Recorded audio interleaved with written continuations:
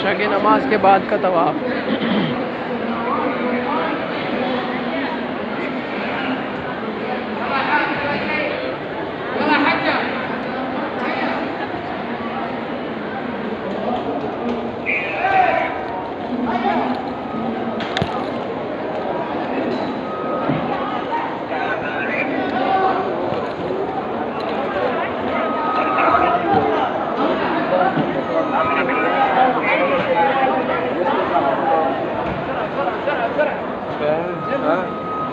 هيا هيا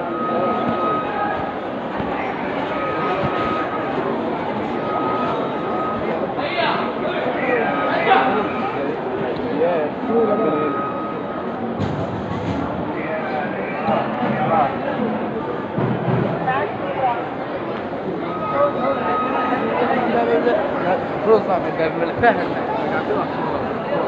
هنا شو هذا طرف صعب